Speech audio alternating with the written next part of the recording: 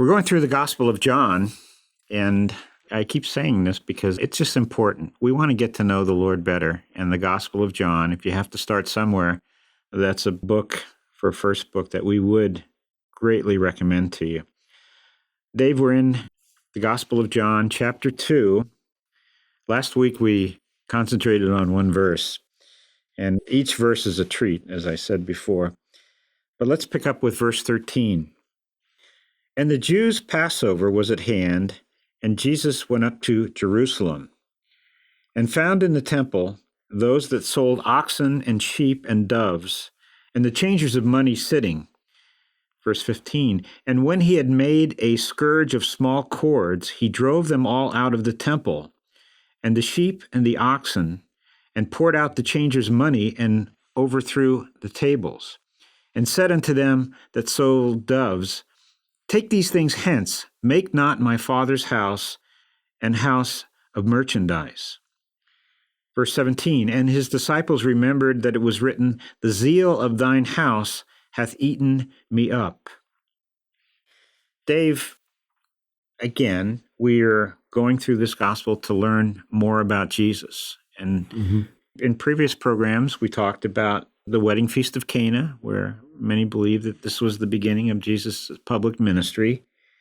And here, boy, this is a real contrast. On the one hand, he's providing service for those who came to the wedding feast, and now we see him really taking charge in the temple. Interesting contrast.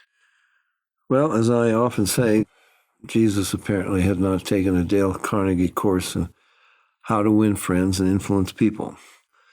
That wasn't what he was interested in. And I suppose had Jesus taken some of these courses and had he been a bit more positive, as they say today, he could have been a whole lot more popular. In fact, he might have become so popular that he wouldn't have even been crucified. And then, of course, we wouldn't be saved.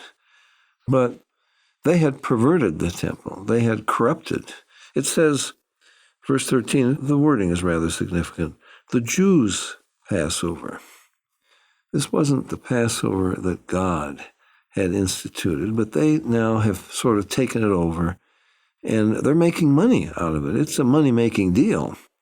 What does it mean by Jews? Are you talking about all Jews, or Jesus was a Jew himself? Well, when it says Jews, it means the rabbis, the leaders of the Jews. And they now had made this what they wanted it to be. You read that. This was the establishment, the religious establishment. Right, the religious establishment. You would read that in Matthew 15, for example, where Jesus said to them, they're complaining that he's not going along with their tradition. And he says, by your tradition, you have made void the Word of God. That's what this program is about, the Word of God. And tradition, if you wanted to be one of the boys, if you wanted to be part of what, as you said, the establishment, then you would go along with this. Jesus is not interested in being part of the establishment. He's not interested in becoming popular. He's interested in truth. In fact, he is the truth. And they have corrupted this whole thing. Now they're making money off of it. People have to come to the temple to make an offering according to the old Levitical law, but you can't bring your own lamb, you can't bring your own dove, but you have to buy it from them. So they've got quite a franchise. Yeah, so this is more than just providing a service. This is a money-making deal, and they have a monopoly on it. And I would have to say that's pretty much representative of religion. I was talking to someone on the plane the other day and trying to explain a little bit about it. And what were his words now?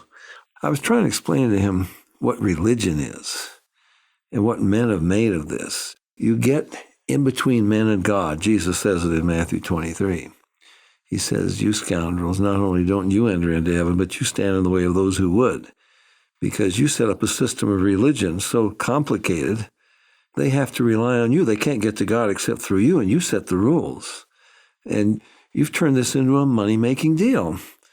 And his comment was, he said, oh, yeah, they're middlemen. And that's what these guys were, kind of middlemen to God. They get their commission. And so they're not really interested in bringing you to God. They're interested in making money on supposedly bringing you to God and having a monopoly on it. And that was what was going on. And Jesus was angry, and he drove them out. He said, "Make not my Father's house a house of merchandise." So that's the tip-off. You get exactly the purpose behind the whole thing. And it shows the necessity of examining our own hearts. You know, David in Psalm 139 said, "Search me, O God, know my heart, try me and know my thoughts, see if there be any wicked way in me, and lead me in the way everlasting." And we've quoted a number of times Jeremiah. God speaking through him said, "The heart is deceitful above all things and desperately wicked. Who can know it? I, the Lord, search the heart." So I have to search my own heart. I write a book. Am I writing it so I can make money? Mm-hmm. I've been accused of that. Well, if I were doing that, I guess I would pick a different subject. I would try to appeal to people rather than trying to speak the truth. But Jesus was not interested in that. He's interested in bringing people to God, his Father. And again, he is introducing a term here that most of these people had never heard. My Father's house, he says. Wow. Nobody used that terminology before. This is my Father's house. So I'm the Son of God, he's claiming. And you have corrupted this thing. You've turned it into a den of thieves, and you've made merchandise out of this. Well, Tom, it just shows what the Bible is all about. The Bible is about truth. The Bible is truth. Dave, when people think about Jesus, this is not a image that's promoted a lot. The meek and mild Jesus. Right. Kind of a milquetoast. No. Yeah. And it's the zeal of thine house, the things of the Father he had a great zeal for, and he took action. He must have been an awesome figure. They all fled. They didn't gather a gang and try to put him down. Mm-hmm. There was something about him, the authority with which he spoke, and I think the fire in his eyes. You get a little bit of that in John's meeting him in heaven in Revelation chapter 1. His eyes were as a flame of fire. Mm-hmm. I think they were terrified. Yeah. Dave, we as fallen creatures, as sinful creatures, when we see Jesus do something like fashioning this scourge of small cords and driving these merchandisers from the temple, sometimes it's hard for us to forget that this is the perfect man, mm-hmm. that he did these things without sin, without anger that's sinful. Right. Righteous anger. Yeah, even a zeal or being jealous of his Father's house. Mm-hmm.